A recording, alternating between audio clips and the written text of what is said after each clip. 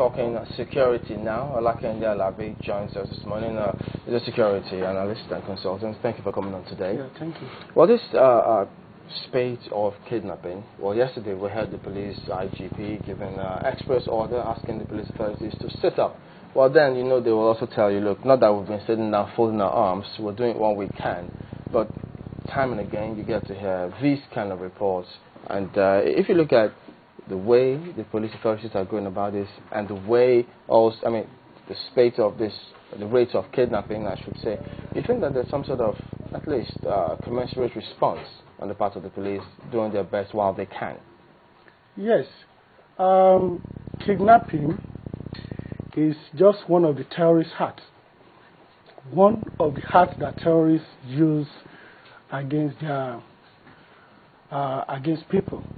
We have other one: assassination, bombing, hostage taking, and all that. Kidnapping is mainly targeted towards VIPs, government officials, rich people, and all that. And sometimes quest for money will make some people go into kidnapping.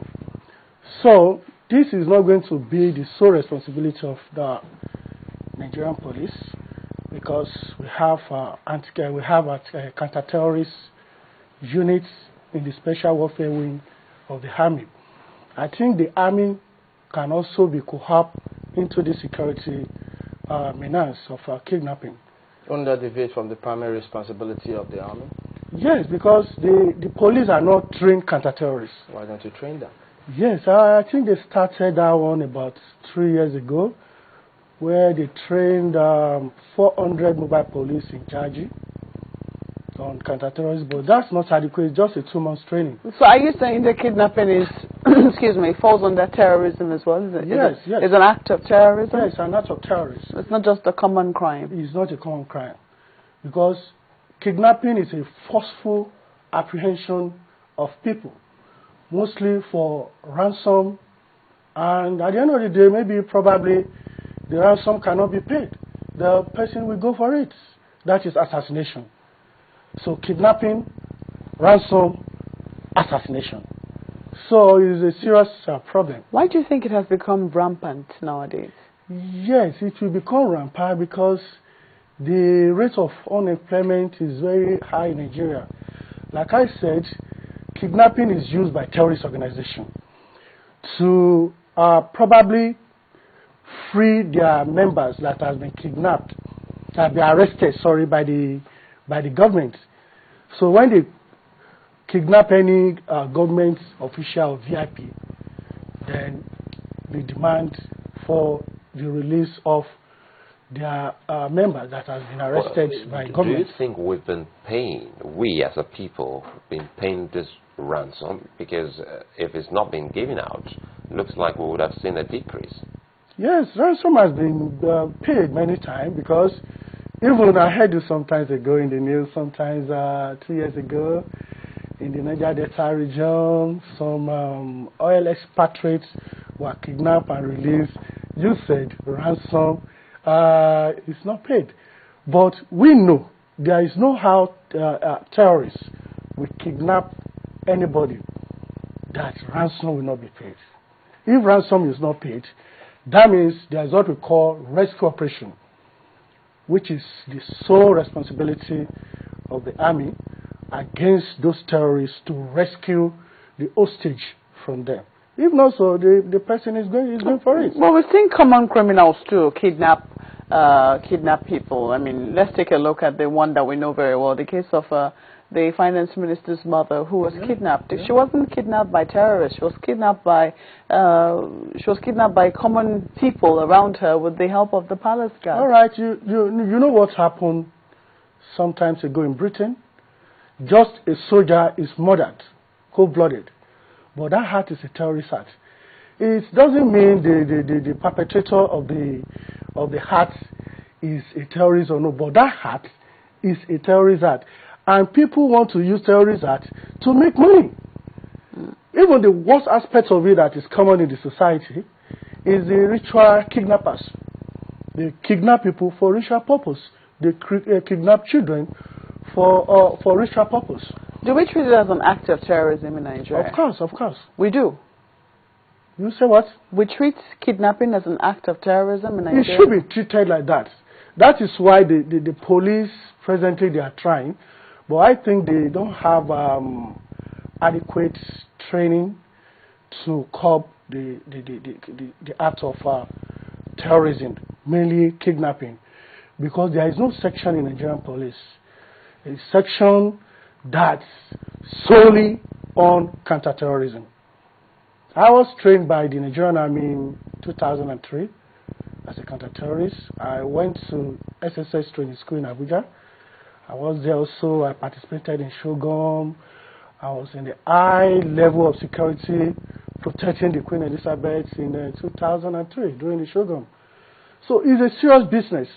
And the best way to tackle kidnapping is to provide enough counter-terrorist measure in the community, because these people live in the community. They don't live in the moon or live in a place that we cannot see them. So what tip would you give to those who, maybe their loved one is kidnapped? Or how would you say they go about trying to rescue their loved one? And how would you say they keep calm and help security agencies in trying to rescue their loved ones? Yes, I always talk about community counterterrorism. In community counterterrorism, it is the sole responsibility of the community to liaise with the police and provide counterterrorist measure. You have surveillance camera for 24 hours. There is what is called panic terror. There is a way you can panic terror. Somebody trying to intrude into your compound, all right? You have an alarm system. Once the gate is open, the alarm will trigger up. Probably you have a dog, white dog. Once they are, they are in line with that alarm, they know danger. That is a different case. I mean, it's not a different case. I'm just talking about. We've seen cases of where people are kidnapped as they're driving on the road. I mean, we had one just very recently happen during this week about someone at an ATM trying to get out some money, and the person was forcefully abducted from the ATM, marched into a vehicle, and that was it. Yes. How do you suggest to that kind of person, or how would you say, assuming you find yourself in that type of situation, how would you conduct yourself? And if you're a loved one to that person, how do you also conduct yourself? You see, I'm going to tell you a drill today. Kidnapper will not just come to you and kidnap you directly. They will first carry out what is called intelligence. Check out where you work, if it is easier for them to intrude and kidnap you, because they want to come in unnoticed. So you're saying that they will not just kidnap any random person? No! They always have targets. They always have targets. And if they see the house, the working place is not good enough, it's not vulnerable enough, they look at where you live. Where you live, you have anti-climbing device around your fence. They have surveillance camera.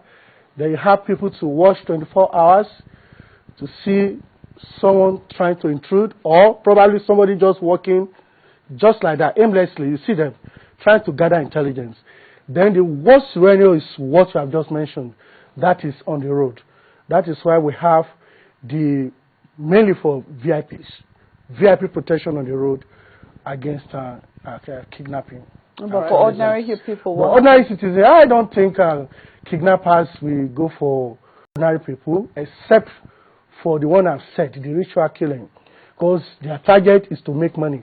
And they are not just want to make 1,000 naira or 20,000 naira or 30,000 naira. We're talking about millions here, millions of naira. It's a subject which we'll also look at subsequently, but we have to thank you for coming on. Olajide Alabi, a security consultant, talking about the spate of kidnapping in the country.